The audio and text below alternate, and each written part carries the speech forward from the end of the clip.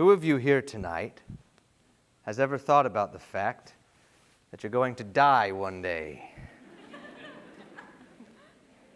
It's a terrible thought, isn't it? And yet every one of us can't help but think it. Here we are in a room full of diversity, thought, ancestry, temperament, and yet we're all united in this apprehension of our mortality. Could it be then that a key to transcending the borders that divide us lies in the recognition of our death? Well, my proposition to you tonight is just that, or at least it starts there. To illustrate this, I'd like to explore morals revealed in two great myths. To begin, let us consider Homer's Iliad, the ancient poem about the Trojan War. This legendary war was fought between the Greeks and the people of Troy over 3 millennia ago. And like all stories of war, it is a story about death, and also about borders. Now, the great border between cultures in the Trojan War is physical, the wall of Troy, an impregnable structure that takes the Greeks 10 years to breach. But the Iliad is not about how the Greeks breached that border. Rather, it culminates in the story of two people who transcend the figurative border between cultures.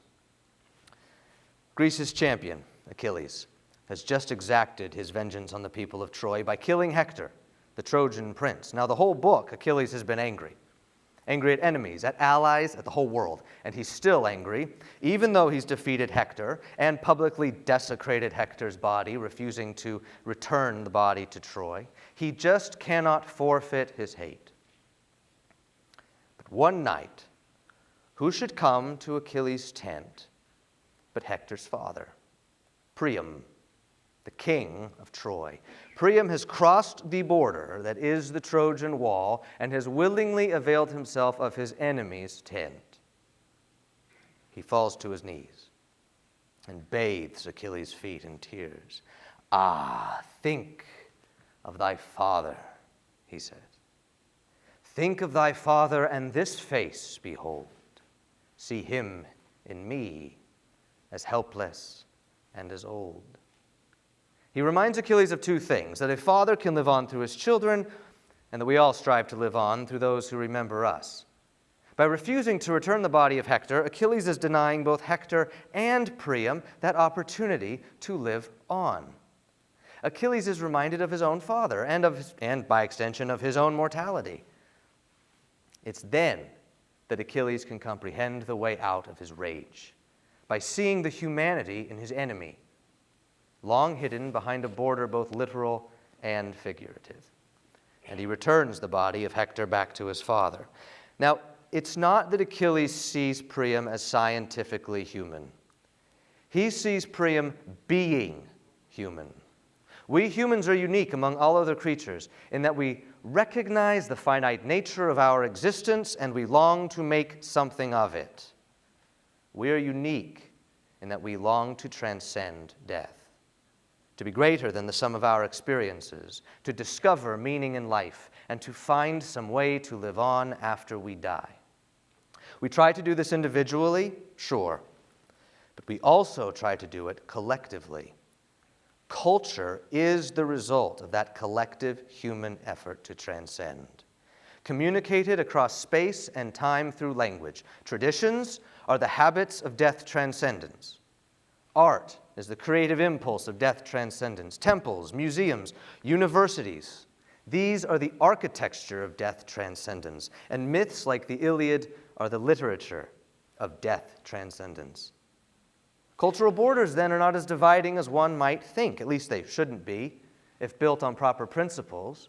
Erected as they are in an effort to transcend, they themselves can be transcended, not torn down. Transcend is the key word. See, the Greeks tried to tear down the border that ran between them and Troy, and what resulted was death, the exact opposite of what humans try to achieve. But Priam and Achilles together transcend the cultural border, even just for a moment.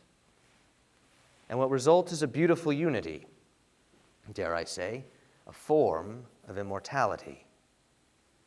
Now each in turns indulged the gush of woe, and now the mingled tides together flow. The infectious softness through the heroes ran. They bore as heroes, but they felt as man. Thus we see how good myths like the Iliad show both cultural and death transcendence in action. Now, a more modern myth that some of you have probably heard of that accomplishes this is Tolkien's The Lord of the Rings. One example from that, we read about a dwarf named Gimli, the best character in the book. He's a lone dwarf in a group of travelers led by a wizard called Gandalf. They come across mountains that hold sacred significance to Gimli and his people. And Gimli recites the dwarvish names of those mountains, Barazinbar, Zirak-Zigil, and Bundushathor. And he speaks of the waters that surround the mountains. Dark is the water of Kheled Zarim, he says, and cold are the springs of Kibil Nala. My heart trembles that I might see them soon. Now these names and that language are hallowed to the dwarves. Yet one of Gimli's company does not understand this and instead jokes that that dwarf language must be a fair jaw-cracker. Well, the company decides to traverse through an underground nation that runs beneath those mountains, which the dwarves call Khazad-dûm. Gimli is elated, because to him this is a pilgrimage. But the group soon learns that Khazad-dûm has been desecrated by monsters from below, that Gimli's cousins have been killed there. And to make matters worse, Gandalf dies there in a battle with a literal fire demon. So what is supposed to be heaven on earth to Gimli essentially has turned into hell. And as the survivors flee, Gimli barely manages a glance at the waters of Kheled Zarim or the springs of Kibil Nala. They then enter a forest, a land called Lorien, where lives the elf queen, Galadriel. This is not where Gimli wants to go. He's been brought up thinking that Galadriel is a witch. And upon entering Lorien, he's told that the elves don't have dealings with the dwarves. He's blindfolded, and that native tongue of his is forbidden. He is alone, shattered, and riddled with guilt, which is made only worse when Galadriel's husband seems to blame Gimli and his people for Gandalf's death. But then, the witch herself, Galadriel, speaks. If our folk had been exiled long and far from this land, she says to her husband, who of us, even you, would pass nigh, and not wish to look upon their ancient home, though it had become an abode of dragons? And then she speaks transcendent words. Dark is the water of Kheled Zarim, and cold are the springs of Kibil Nala, and fair were the many pillared halls of Khazad-dûm in elder days, before the fall of mighty kings beneath the stone. Tolkien writes that Galadriel looked upon Gimli, who sat glowering and sad, and she smiled.